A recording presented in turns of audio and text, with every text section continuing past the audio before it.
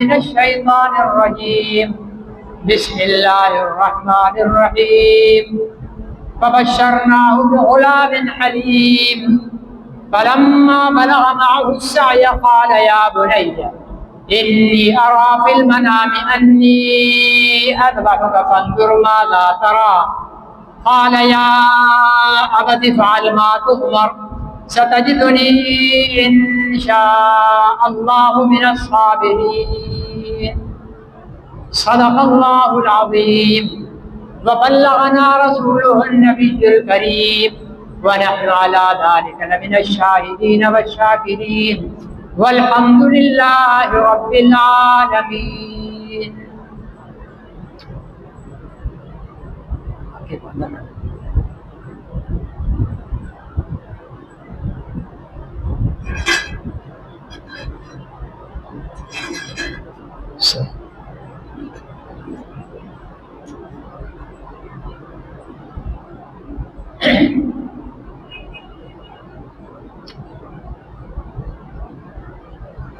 محترم بزرگ اور بھائیو، ماہ ذی الحجہ کی 9 تاریخ ہے. اسے یوم عرفہ بھی کہا جاتا ہے اور اسلام میں اس کی بہت بڑی فضیلت ہے، اس اعتبار سے کہ اس دن حجاج کرام وقوف عرفہ کرتے ہیں اور حج کا اہم رکن ادا کرتے ہیں.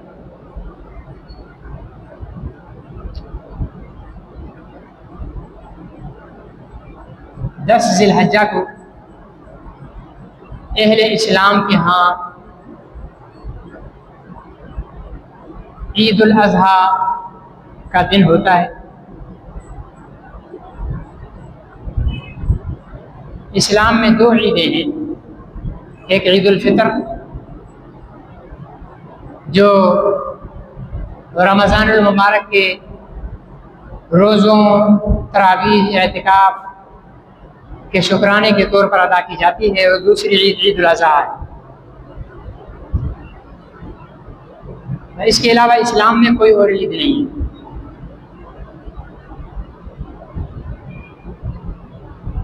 اور اس عید پر اللہ تعالیٰ نے مالدار صاحب نصاب مسلمانوں پر حضرت ابراہیم علیہ السلام کے بیٹے کی قربانی کی یاد میں جانوروں کی قربانی دینا واجب قرار دیا ہے.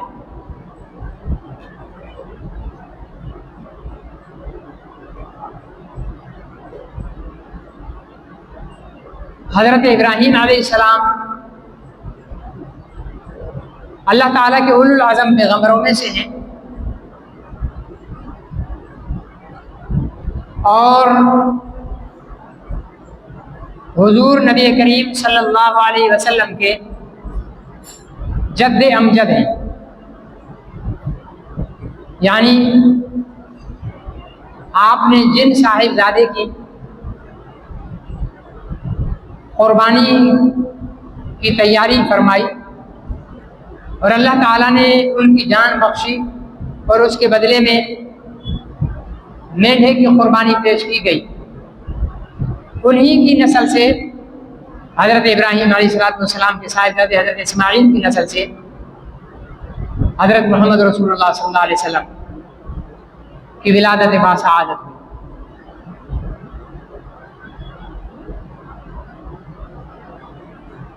میں نے گزشتہ جمعے پر بھی عرض کیا تھا کہ حضرت ابراہیم علیہ السلام سے اللہ تعالیٰ نے بڑے امتحانات لیے، آزمائشیں. پہلی آزمائش یہ کہ شہر کفر میں توحید کے کلمے کی دعوت کا حکم ہوا.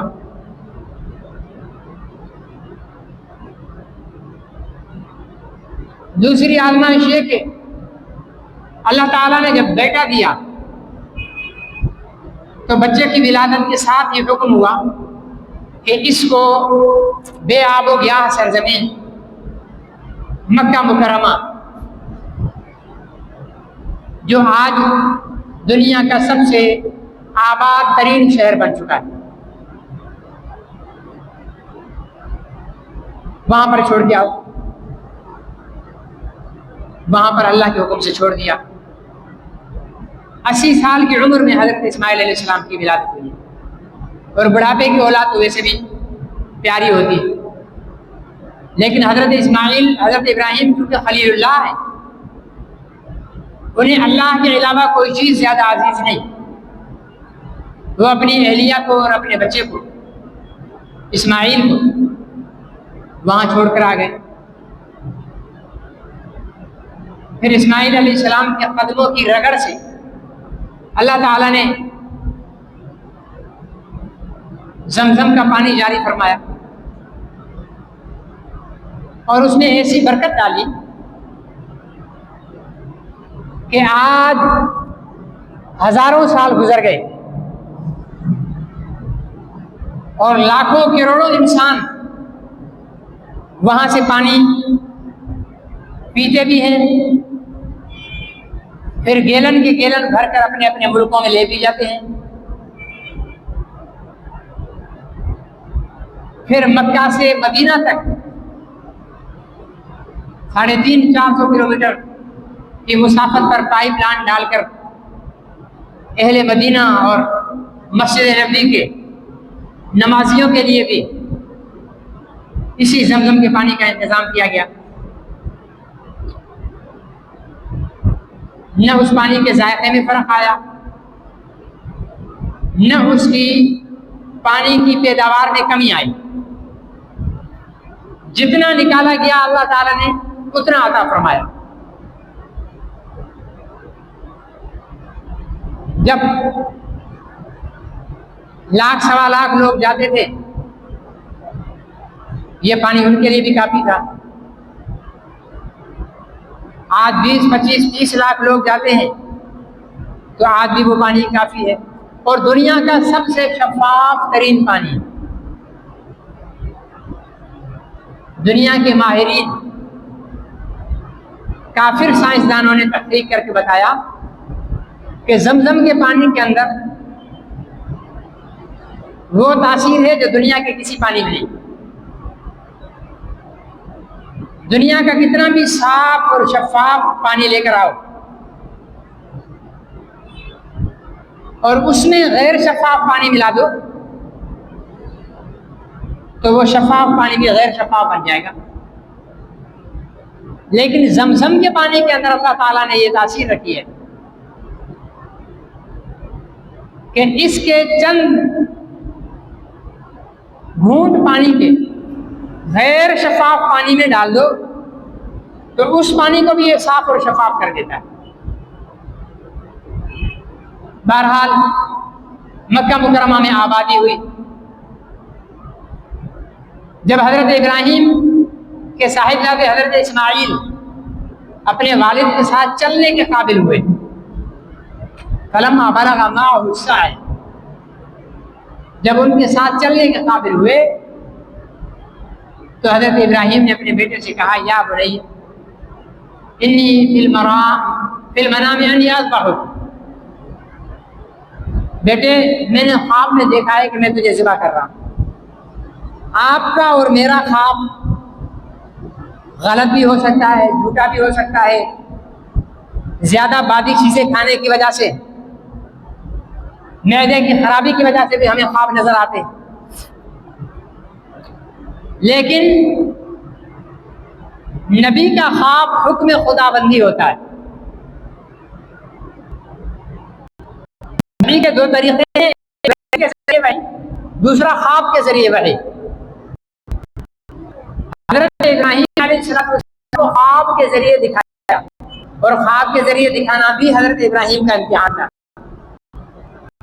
اگر جبرائیل امین کو کہہ دیتے اور جبرائیل امین آ کر کہہ دیتے کہ اللہ نے حکم دیا اپنے بیٹے کو ذبح کرو، تو پھر دو صورتیں تھیں، یا تو ابراہیم علیہ السلام اپنے بیٹے کو ذبح کر دیتے، یا پھر اللہ تعالیٰ دوسرا حکم نازل فرما کر ذبح کے حکم کو منسوخ فرما دیتے۔ لیکن خواب کے اندر دو حکمتیں تھیں، ایک اسماعیل کو بچانا، دوسرا ابراہیم علیہ السلام کا امتحان، کہ دیکھیں تو صحیح کہیں خواب کا بہانہ کر کے بیٹے کی محبت میں ذبح کرنے سے پیچھے ہٹتے تو نہیں۔ یہ اللہ کے تو علم میں ہے، لیکن دنیا کے سامنے اس چیز کو لانا مفروض تھا۔ چنانچہ حضرت ابراہیم علیہ السلام نے، انہیں نہیں پتا تھا کہ میرے بیٹے کو اللہ تعالیٰ بچا لیں گے، انہوں نے خواب میں دیکھا انی اذبحک، میں تجھے ذبح کر رہا ہوں،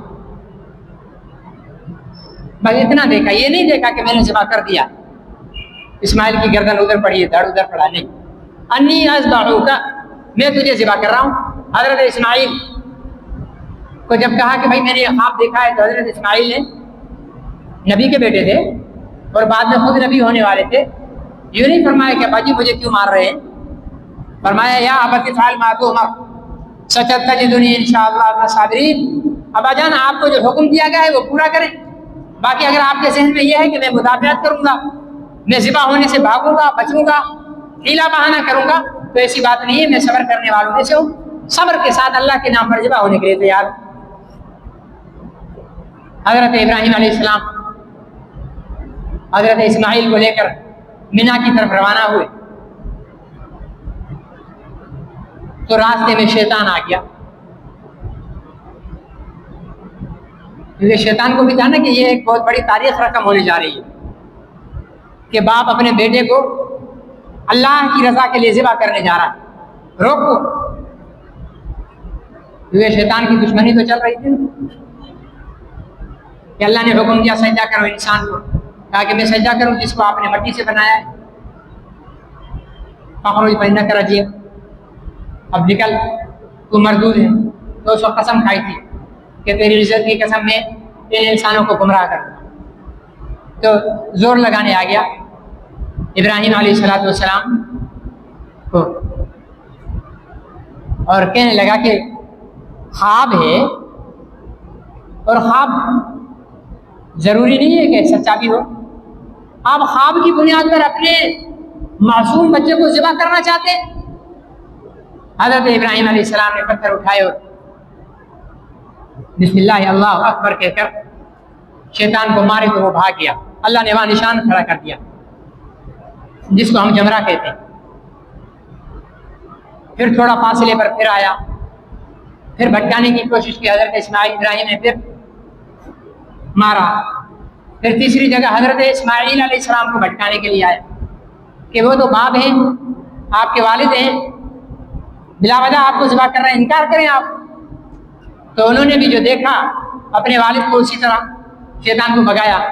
آج اس جو ہے وہ ان کو جمرات کو کنکریاں، آج بڑے جمرے کو کنکری لگانی ہے ہماری زبان میں بڑے شیطان کو، ٹھیک ہے نا جی، کل پھر بڑا، درمیانہ اور جو ہے وہ چھوٹا، پھر پرسوں بھی اسی طرح۔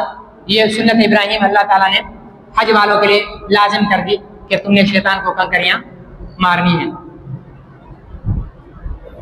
بیٹے کو لے گئے، لٹایا، تو حضرت ابراہیم علیہ السلام نے جب چھری اپنے بیٹے کی گردن پر چلائی تو چھری چلتی نہیں، کیونکہ اللہ کا حکم نہیں۔ دنیا میں جتنی چیزیں ہیں، جتنی بھی چیزیں ہیں، ان میں کوئی نہ کوئی تاثیر ہے، ٹھیک ہے نا، آگ میں جلانے کی، پانی میں ڈبانے کی، ہوا میں اڑانے کی، تیز دھار میں کاٹنے کی، بجلی میں کرنٹ کی، ٹھیک ہے نا جی، نمک میں نمکیات کی، یہ ہر چیز میں اللہ نے تاثیر رکھی ہے، اور یہ تاثیر تب تک ہے جب تک اللہ تعالیٰ حکم نہ فرما دے اس تاثیر کو ختم کرنے کا۔ پانی میں ڈبانے کی تاثیر ہے. موسیٰ علیہ السلام اور ان کے پیروکاروں کے لیے پانی کو روک دیا گیا. ڈبانا نہیں ہے، راستہ دینا ہے. تو راستہ دے دیا. آگ کو جلانے کی تاثیر ہے. ابراہیم علیہ السلام کو جب باندھ کر اور آگ میں پھینکا جانے لگا تو اللہ تعالیٰ نے آگ سے جلانے کی تاثیر لے لی.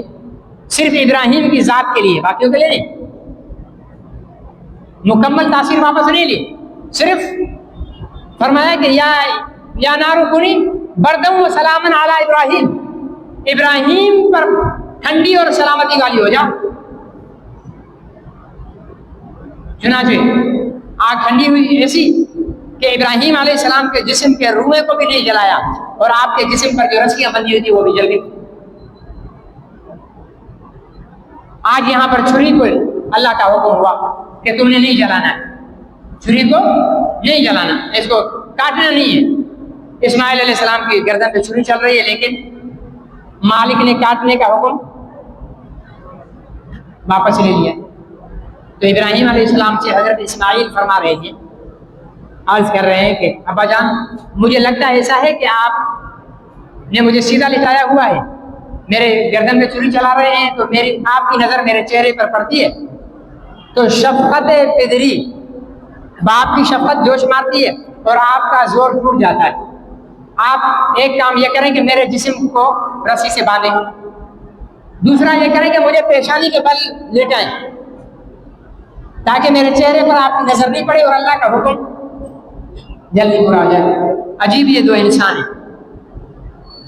لیکن ہم سے تو مال بھی اللہ کے نام پر خرچ نہیں ہوتا. جان تو بہت دور کی بات ہے، مال بھی اللہ کے نام پر خرچ نہیں ہوتا، وقت بھی اللہ کے نام پر خرچ نہیں ہوتا.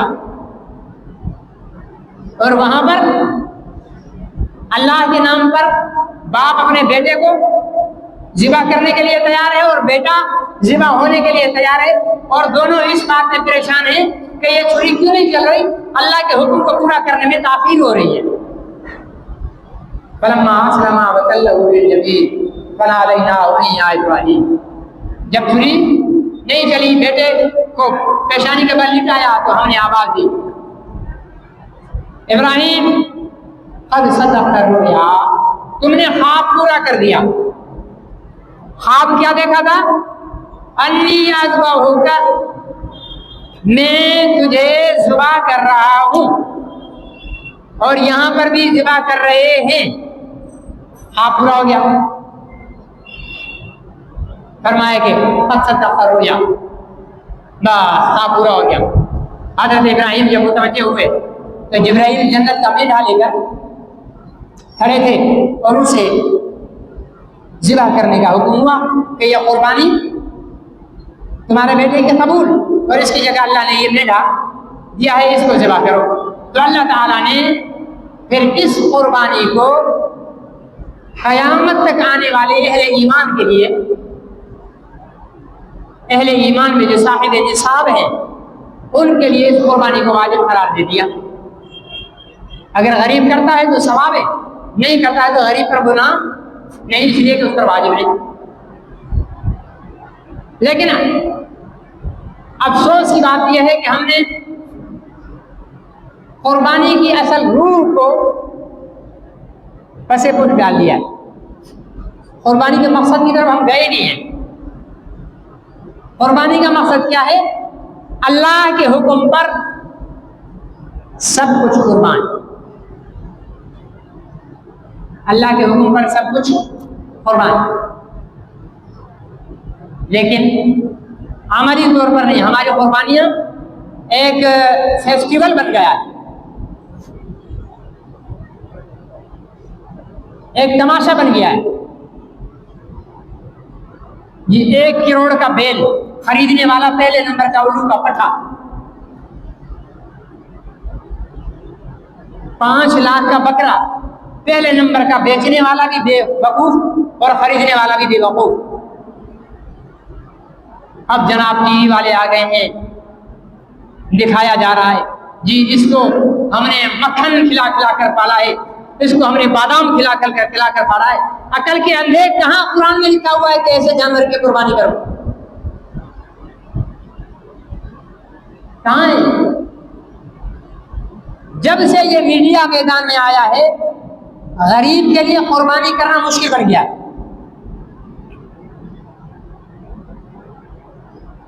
اور قربانی کے عمل کو ایک مکمل کاروبار بنا لیا گیا، عبادت نہیں رکھا گیا. 5 لاکھ کا جس بیوقوف نے بکرا خریدا ہے 50 ہزار کے 10 بکرے خرید سکتا ہے. کتنے؟ 10. اب وہ 5 لاکھ والے بکرے کی قربانی کرے گا تو اگر اخلاص سے کرے گا، دکھاوے کے تو قبول ہی نہیں ہے، لیکن اگر وہ 5 لاکھ والے بکرے کی قربانی کرے بھی اخلاص سے تو ایک ہی قربانی کا ثواب ملے گا. اور اگر 50 ہزار کے 10 بکرے لے کر ذبح کرے گا تو 10 قربانیوں کا ثواب ملے گا. اب اتنا تو آپ بتا دیں کہ 10 زیادہ ہوتے ہیں یا ایک زیادہ ہوتا ہے؟ 10 زیادہ ہوتے ہیں. ہم دنیا کے معاملے میں ایک کے مقابلے میں 10 لینا پسند کرتے ہیں، اور آخرت کے معاملے میں ہم اتنے پاگل، بیوقوف اور احمق بن گئے ہیں کہ 10 کو چھوڑ کر ایک کے پیچھے مر رہے ہیں. 1 کروڑ کا جو بیل خریدا ہے اسے 1 لاکھ روپے میں بھی نارمل بڑا جانور مل جائے گا. 1 لاکھ روپے میں 1 لاکھ 1 کروڑ میں کتنے بڑھتے ہیں؟ 100. اب وہ 1 کروڑ والا بیوقوف جو ذبح کر رہا ہے بیل، اگر وہ اخلاص سے کرے تو بھی اسے 7 حصوں کا ثواب ملے گا.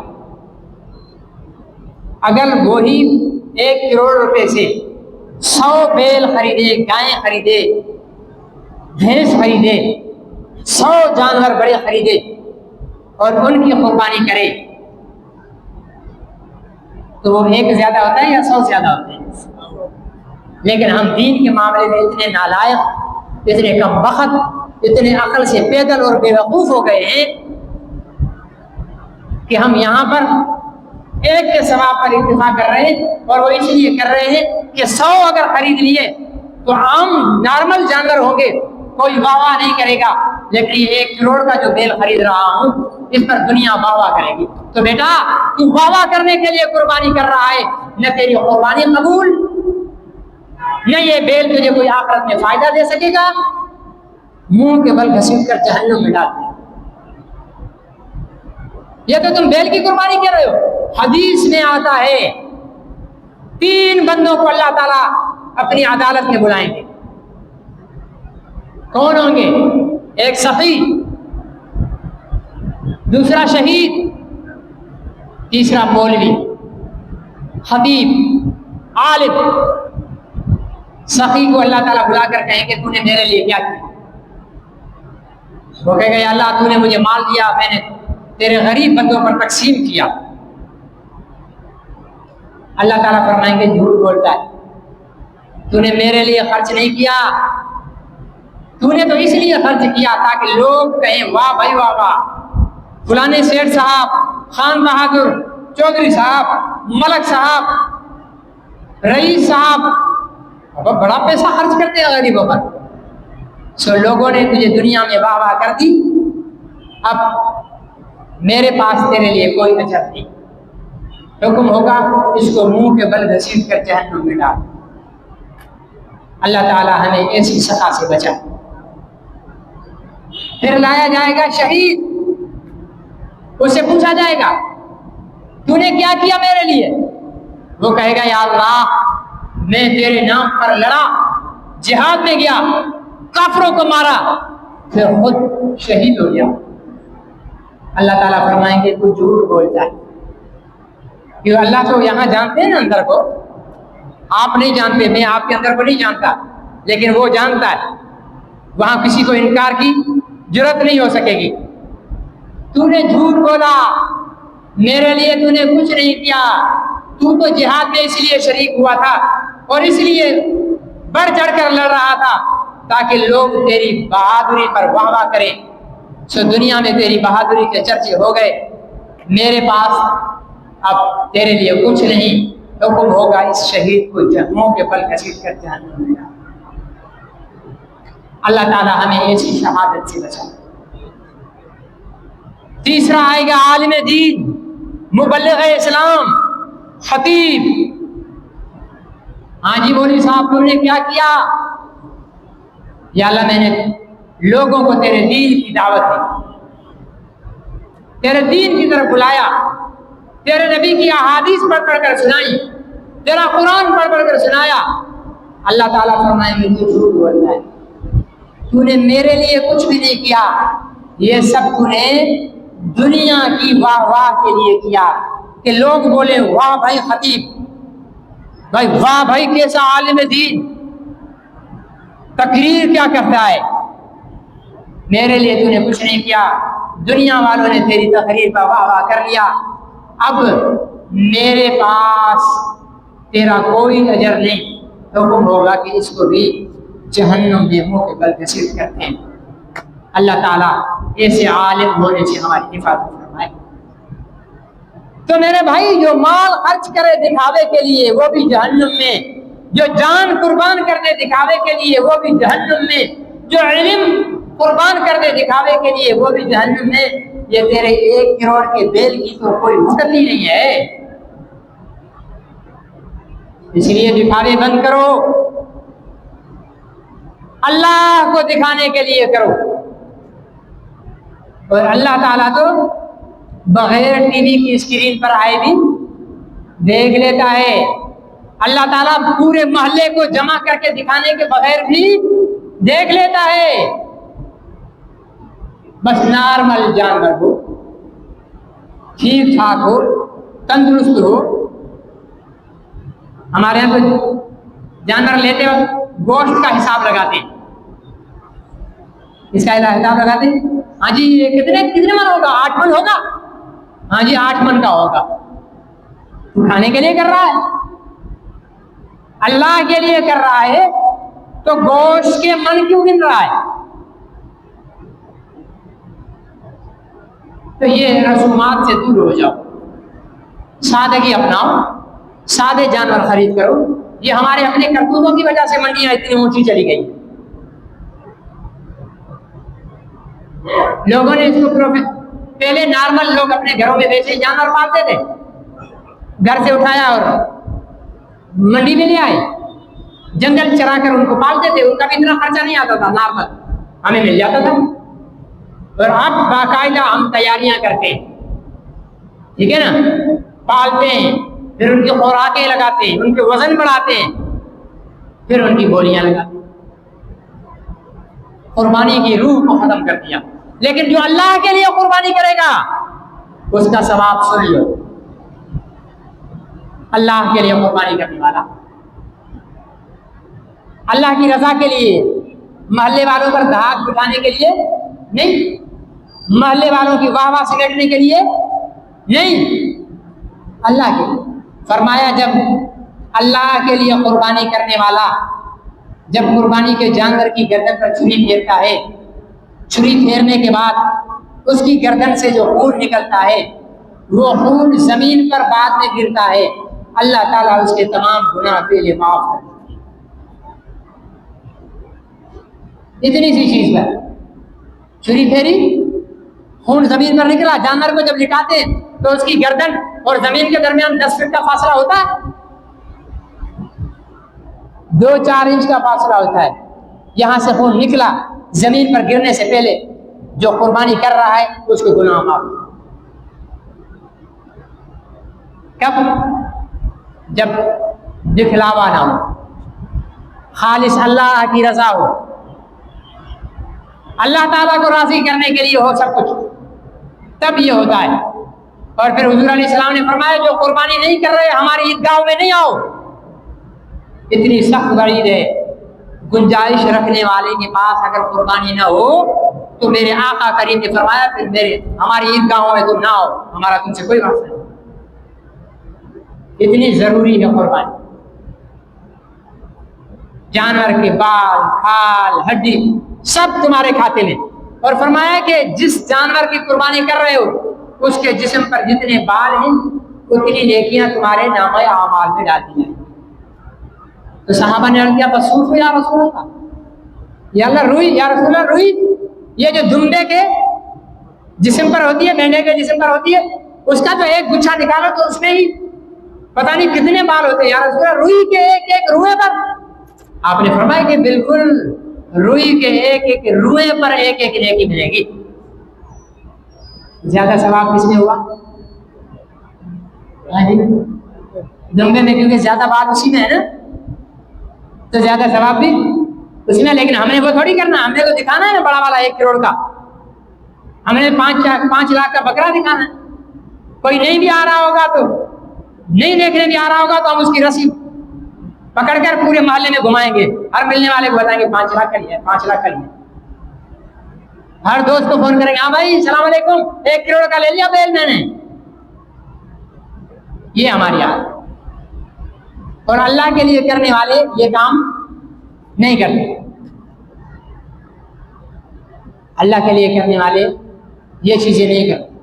खामोशी से जानवर लिया, घर में रखा, वक्त आया ज़िबा किया, 3 हिस्से किए, फैमिली के लिए रखा, 2 सहाबा रिश्तेदारों के लिए रखा, और गरीब और मुस्तहिक़ीन के लिए रखा।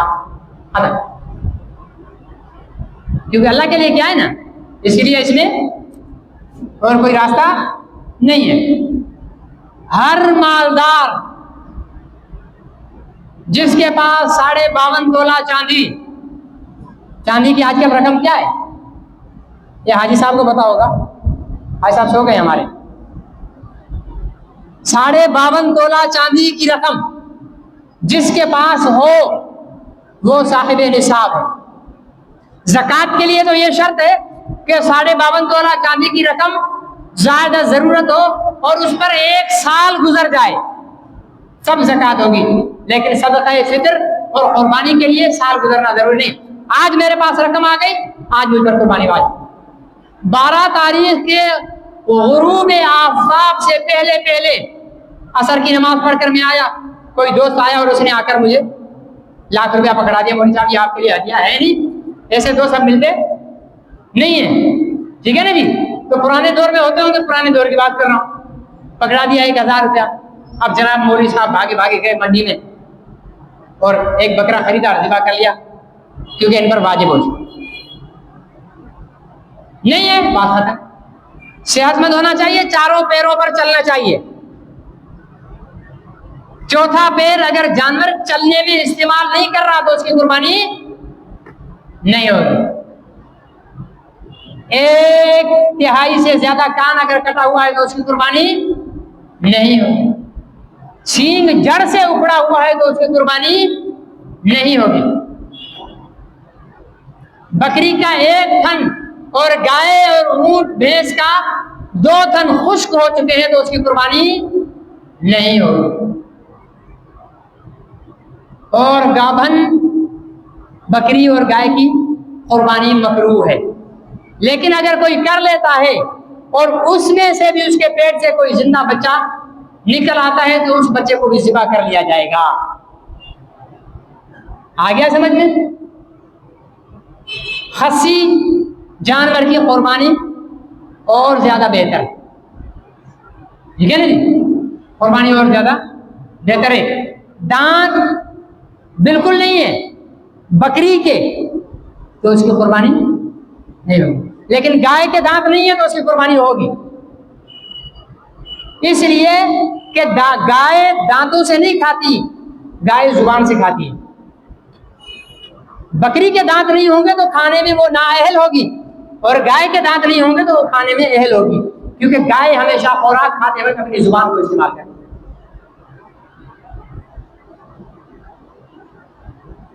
और 4 पैर 3 पैरों पर सही चलता है, चौथा पैर जानवर उसमें चल रहा है और जमीन पर रख रहा है तो ऐसे की कुर्बानी जायज कर सकते हैं। बिल्कुल कमजोर और नहीफ न हो, नॉर्मल जानवर हो, ठीक हो, खाता पीता हो, चलता फिरता हो, उसकी कुर्बानी। और भैंस की कुर्बानी भी जायज है। آ گیا سمجھ؟ بھینس کی قربانی بھی جائز ہے اور ثواب میں کوئی کمی نہیں ہے، اس غلط فہمی میں نہ رہیے گا، کیونکہ بھینس کا حکم گائے کا حکم ہے، یہ دونوں جن سے آپس میں ملتی جلتی ہیں، اس لیے ان دونوں کا حکم ایک ہی ہے۔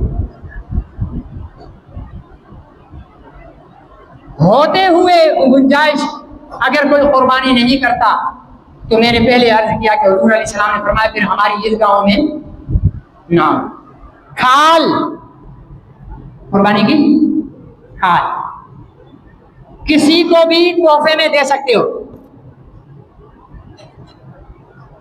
مالدار کو بھی کھال، ہمارے یہ ذہن بنا ہوتا ہے نا کہ کھال بس غریبوں کو دے، نہیں، مالدار کو بھی کھال دے سکتے ہو، ہاں کھال خود بیچ دو تو اس کے پیسے غریب کو دینا واجب ہے، لیکن کھال جو ہے وہ آپ صدر مملکت آصف علی زرداری صاحب کو بھی گفٹ کر سکتے ہو، اور وزیر اعظم حاجی میاں محمد نواز شریف صاحب کو بھی گفٹ کر سکتے ہو، اور پی ٹی آئی والے میرے بھائی جناب عمران خان صاحب کو گفٹ کر سکتے ہیں، ٹھیک ہے نا جی؟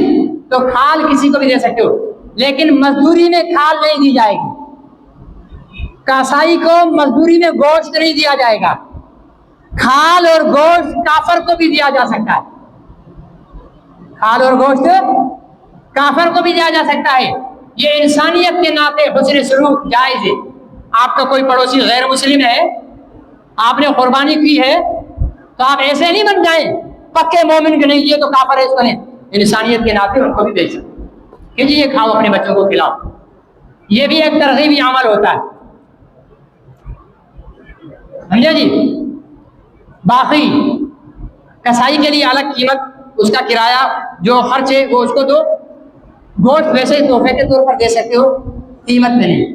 اچھا یہ جو بکریوں کو گایوں کو سجاتے ہو، اس کا جو سامان ہے، ٹھیک ہے نا، کبھی اس طرف لوگ دھیان ہی نہیں دیتے،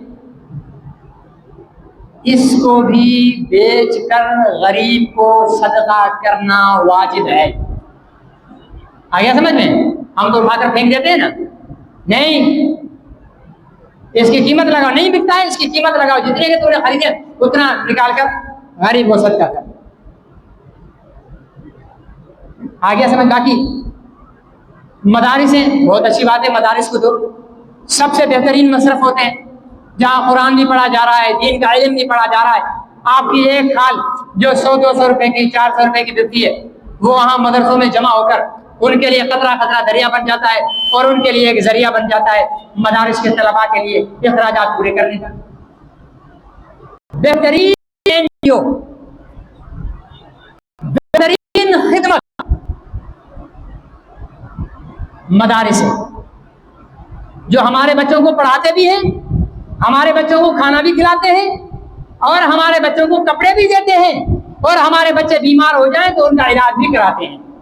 ایسی دنیا میں کوئی NGO نہیں ہے۔ بڑے وہاں سیلانی کا دسترخوان لگا ہوا ہے، وہاں کسی کا دسترخوان لگا ہوا ہے، کھانا کھلا کر چھوڑ دیتے ہیں۔ دینی مدارس والے آپ کے بچوں کو رہائش، کھانا پینا، علاج، کپڑا سب کچھ دیتے ہیں مفت میں، آپ کا بچہ یکسوئی کے ساتھ پڑھے۔ اس لیے دنیا میں ایک طبقہ ہے جس کو مہنگائی کی کوئی فکر نہیں ہے، مجھے ہے، آپ کو بھی ہے نا؟ ابھی بجٹ آنے والا ہے، ہم پہلے سے پریشان، حکمرانوں کے سلسلے میں نرمی پیدا کر دے،